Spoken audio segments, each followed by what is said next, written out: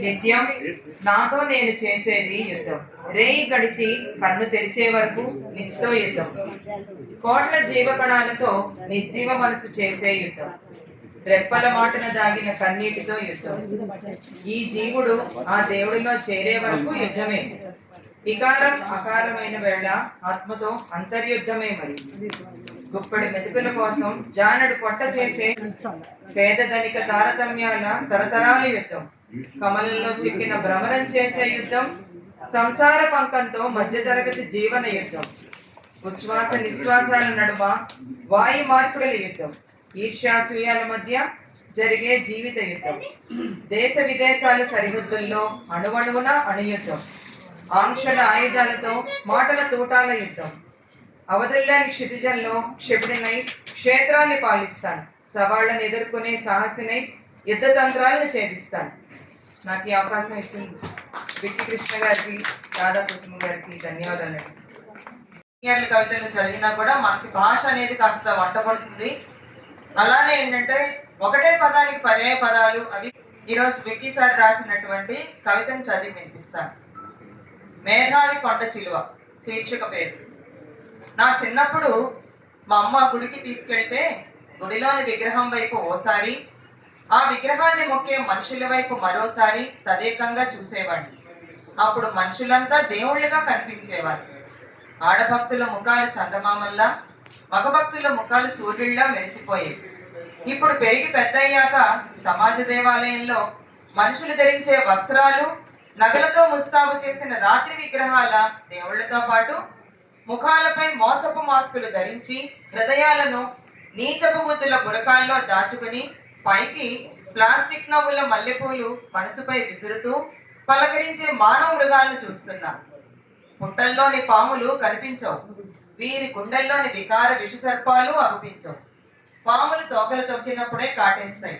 మానవ సర్పాలు అకారణంగా కాటేసి అసూయ మాటల విషాన్ని మనసుపై చిమ్మిపోతాయి. ఎవరి ముఖం చూసినా నాకు ఏదో వింత జంతువో, హింసించే క్రూర ముఖమో, ఇట్టే పుట్టి అట్టే చారుకునే తొలికొండయో కనిపిస్తాయి. అంతేకాదు, ప్రేమ పాలు పోస్తే గుండెలో బాధల కోరపు ముళ్లతో కాటేసే కాలనాగులే మనుషుల రూపాల్లో అగుపిస్తాయి. పొరపాటున సెల్ ఫోన్ టీ కప్పులో మాటల పంచదారను పంచి వేడి కబుర్లను పంచావో ఇహ అంతే, నీవు మోసపోయి ఏదో ఒకటి పోగొట్టుకోవాల్సింది. ఒక్కోసారి జీవితం కూడా మనిషిని మార్కెట్ వస్తువు చేసి పచ్చనోట్ల కంచుపై మనసు ఖర్చీపును పారేసుకుని పైకి మేధావి మాస్కులు ధరించి లోన స్వార్థపు నీచ గుణాలతో రగిలిపోతూ మీ ముందు నవ్వుతూ ప్రేమ, స్నేహం, దైవం, అభ్యుదయం అంటూ మంచివారుగా నటించే మానవ మృగాలతో జాగ్రత్త. ఇతరులను విమర్శించేవాడొక గురివింద, ఫేస్బుక్ లో నీతులు రాసేవాడొక అవకాశవాద గుంటనక్క. మౌనంగా ఉంటే లోకువ, తిరగబడితేనే వేకువ. దేవుడంటే పరిపూర్ణ ప్రేమకు ప్రతీక.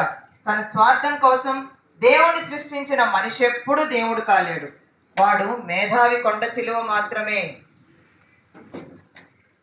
అయిపోయిందండి కవిత. ఇది ఎంతమందికి అర్థమైందో నాకు తెలియదు, కానీ నేనైతే చాలా చలించిపోయాను. వీడియో కూడా తీసి పంపించాను సార్కి. ఒక్కసారి దీనిలో డిక్షన్ మాత్రం అందరం గమనించాలి. కొంచెం లోతైన భాష ఉంది. అలాగే మన ఎక్స్పీరియన్సెస్ అంతే.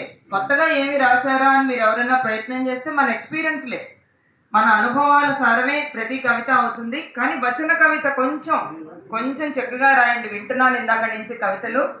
ఎందుకంటే నేను విక్కీ సార్ దాంట్లో నుంచే వచ్చాను కాబట్టి, ట్రైనింగ్ లో నుంచి గత 5 ఏళ్లుగా నేను రాస్తున్నాను కవితలు. ఈ మధ్య పుస్తకం కూడా తీసుకొచ్చాను.